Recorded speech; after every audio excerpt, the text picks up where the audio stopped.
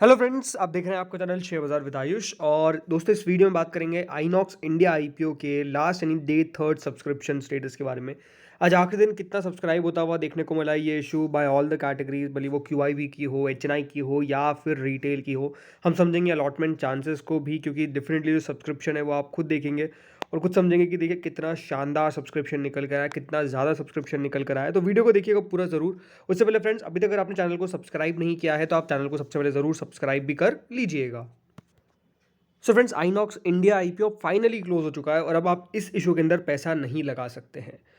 14 से 18 दिसंबर के बीच में दोस्तों ये इशू ओपन हुआ था। अगर फ्रेंड्स आपको आज मतलब अगर आपको अलॉटमेंट मिल जाता है, आज नहीं कल अगर आपको अलॉटमेंट मिल जाता है, तो फ्रेंड्स याद रखिएगा 660 रुपीज़ का आपको एक शेयर मिलेगा। कितना टोटल शेयर्स मिलेंगे आपको? टोटल मिला के 22 शेयर आपको मिलेंगे इन अ सिंगल लॉट। बाकी इशू का साइज ठीक ठाक था, मतलब अच्छा खासा बड़ा इशू था। और याद रखिएगा लिस्टिंग होने वाली है बीएसई और एनएसई दोनों के ऊपर। देखिए, जो शुरुआत के 2 दिन का सब्सक्रिप्शन था वो बढ़िया था, लेकिन पैसा कहाँ नहीं आ रहा था क्यूआईबीज की तरफ से। ओनली 17% दोस्तों क्यूआईबी पोर्शन सब्सक्राइब हुआ था। 13.75 टाइम्स एचएनआई सब्सक्राइब कर दिया था। 8.22 टाइम्स रिटेल ने सब्सक्राइब कर दिया था। एंड 7.11 टाइम्स दोस्तों कुल मिलाकर हम कह सकते हैं जो इशू है वो सब्सक्राइब होने में कामयाब हो गया था। तो 2 दिनों के अंदर हम कह सकते हैं कि कोई इशू 7 गुना अगर भर रहा है और जिस आईपीओ का साइज आपको 1460 करोड़ का देखने को मिल रहा है। हाँ, ज़रूर थोड़ा थोड़ा सा साइज कम हो जाता है क्योंकि एंकर इन्वेस्टर्स का उसमें पोर्शन रहता है, बट ओवरऑल मान लीजिए कि दोस्तों 1000 करोड़ का भी इशू अगर 2 दिनों में सात गुना सब्सक्राइब होता हुआ देखने को मिल रहा है, तो इसका मतलब ये साफ है कि जो इशू है वो अच्छा सब्सक्रिप्शन गेन कर रहा है, बावजूद उसके जब क्यूआईबीज ने कुछ पैसा नहीं लगाया है। और दोस्तों, इतना सब्सक्राइब होने में मैंने आपको ये कहा था कि अच्छा खासा सब्सक्राइब होगा। अगर आपने मेरा वीडियो देखा होगा सेकंड डे का, और मैंने आपको क्या कहा था कि क्यूआईबी का जो पोर्शन है वो इन दोनों को बीट करेगा, यानी एचएनआई को भी और रिटेलर्स को भी। और क्या एग्जैक्टली ऐसा हुआ है, तो चलिए वो देख लेते हैं।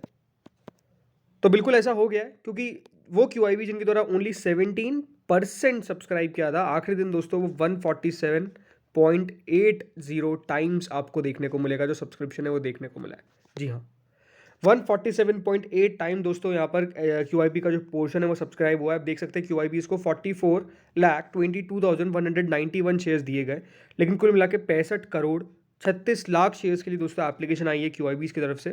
43,138 करोड़, जी हाँ, 43,138 करोड़ के आसपास दोस्तों यहाँ पर क्यूआईबी की तरफ से आया। और ये तब दोस्तों पैसा आ रहा है जब, याद रखिएगा, पैसा जो है वो डॉम्स में अटका हुआ है और पैसा जो है वो अटका हुआ है इंडिया शेल्टर के अंदर।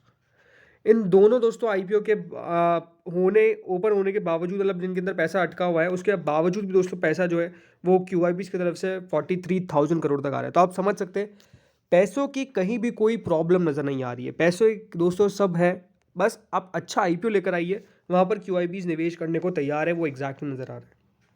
अगला दोस्तों कैटेगरी आती है नॉन इंस्टीट्यूशनल बायर्स की। नॉन इंस्टीट्यूशनल बायर्स 52.97 टाइम दोस्तों इस इशू को सब्सक्राइब करा है। कुल मिला के नॉन इंस्टीट्यूशनल बायर्स की तरफ से दोस्तों 11,590 करोड़, ऑलमोस्ट हम 11,600 करोड़ के आसपास कह सकते हैं कि यहाँ पर एच की तरफ से आया। आप देख सकते हैं 33,16,644 शेयर्स दिए गए थे दोस्तों यहाँ पर एच को, जिसमें से 17,56,86,478 शेयर्स के लिए एप्लीकेशन रिसीव हुई है। आप सबको बताइए एच में 2 कैटेगरी होती है, बिग एच और स्मॉल एच। तो बिग एच दोस्तों सब्सक्राइब किया है 56.55 टाइम्स एंड स्मॉल एच ने सब्सक्राइब किया है 45.82 टाइम्स। अब इन दोनों में अलॉटमेंट कैसे होने वाला है? बिग एच में आप सिंपल है दोस्तों, डिवाइड कर दीजिए, डिवाइड बाय 5। क्यों? बिकॉज याद रखिएगा अगर आपने 10 लाख की भी एप्लीकेशन लगाई है तो भी आपको मिलेगी कितने की एप्लीकेशन? 2 लाख की एप्लीकेशन। तो इसलिए दोस्तों इसको डिवाइड कर देना है कितने पे? बाय 5। तो यहाँ पर दोस्तों अलॉटमेंट मेजरली मान के चलिए हर 11 में से एक व्यक्ति को अलॉटमेंट मिल जाएगा। बिग एच के अंदर इस तरीके की पॉसिबिलिटी बन रही है। रीजन क्या है आपको बता दिया मैंने। बिग एच के अंदर अगर आपने 10 लाख की एप्लीकेशन लगाई है तब भी आपको मिलेगा 2 लाख का ही। क्यों? बिकॉज दोस्तों ओवर सब्सक्रिप्शन हुआ है। तो जहाँ पे ओवर सब्सक्रिप्शन होता है तो फिर वहाँ पे दोस्तों जो बिड है वो आपको 2 लाख की मिल जाती है। लेकिन स्मॉल एच 45.82 टाइम सब्सक्राइब हुआ है। तो दोस्तों स्मॉल एच में तो सिंपल सी बात है, हर 46 में से एक व्यक्ति को अलॉटमेंट जो है वो लगने वाला है।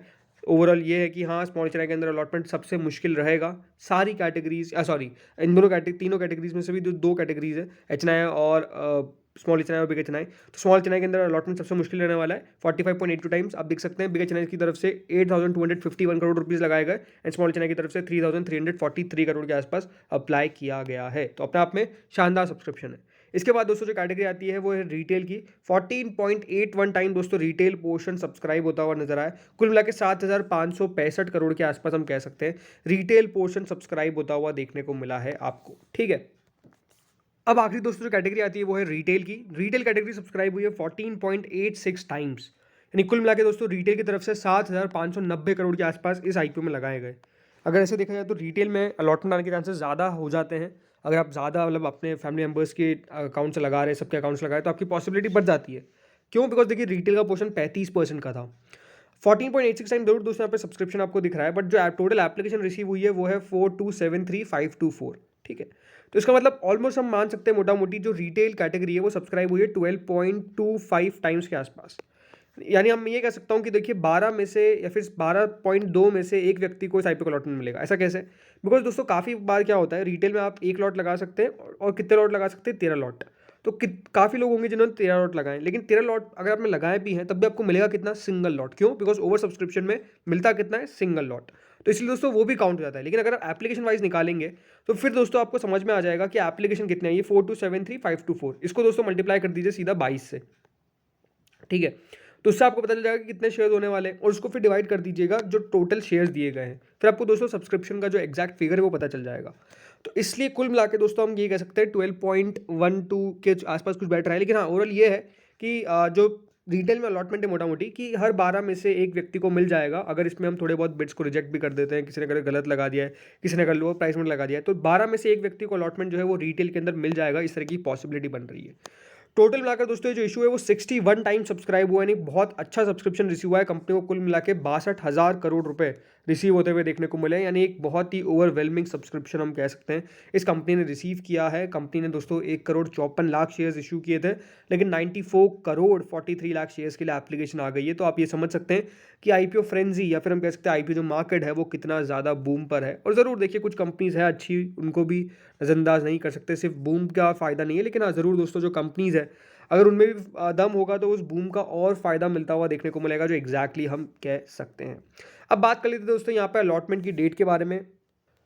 तो क्योंकि देखिए T+3 स्टार्ट हो चुका है, इसलिए T+1 में अलॉटमेंट मिल जाता है। तो 19 दिसंबर 2023 को दोस्तों इस आईपीओ का अलॉटमेंट मिल जाएगा आपको, नहीं कल इस आईपीओ का अलॉटमेंट आता हुआ देखने को मिलेगा। मेजरली याद रखिएगा वेबसाइट्स पे कब शो होता है अलॉटमेंट, मैंने जितना मुझे पता है और जितना मैंने देखा है हाल फिलहाल में वो यही है कि 10 बजे के बाद, यानी 10 कब? रात की 10 बजे, 10 PM। ओके, 10 PM के बाद ही मैंने मोस्टली देखा है कि अलॉटमेंट आउट होता है। वैसे इसके ऊपर एक सेपरेट सा वीडियो बना दूंगा ताकि आप चेक कर सकते हैं किस तरीके से आपको पता करना है। बाकी हाँ ये है कि जैसा मुझे पता, जितना हाल फिलहाल में दोस्तों अलॉटमेंट आए हैं रात की 10 बजे के बाद ही ऑलमोस्ट अलॉटमेंट आते हैं, और भी काफ़ी बार और भी लेट हो जाता है, उसके अगले अगले दिन तक हो जाता है। तो 19 से 20 दिसंबर के बीच में आ जाएगा और 21 दिसंबर को इसकी लिस्टिंग भी हो जाएगी मार्केट्स में। इस बात का भी आपको ध्यान रखना है। अब अगर बात करते हैं ग्रे मार्केट के ऊपर, तो जो करंट जीएमपी है दोस्तों वो 545 रुपीज़ चल रही है, जो 82.58% बताती है। ऑलमोस्ट दोस्तों 555 रुपये का इसका हाई है ग्रे मार्केट का, और 545 करंट चल रही है। तो ये है कि हाँ जिसके भी लग गया उसके तो बिल्कुल चांदी है, मतलब इतना अच्छा मुनाफा आपको होता हुआ देखने को मिलेगा। इस तरीके की एक्सपेक्टेशंस ग्रे मार्केट में दिख रही है। ग्रे मार्केट तो अगेन मैं आपको ये कहता हूँ कि इंडिकेशन है, बट जरूर इस आईपीओ में अलॉटमेंट अगर आपको आ जाता है तो एक अच्छे लिस्टिंग गेन की पॉसिबिलिटी पूरी पूरी है। तो फ्रेंड्स इस वीडियो में इतना ही था। आप भी मुझे कमेंट सेक्शन में बताइए कि आपने कितने एप्लीकेशन लगाए हैं, कमेंट सेक्शन में जरूर बताइएगा। इस वीडियो में इतना ही था। Thank you friends for watching this video.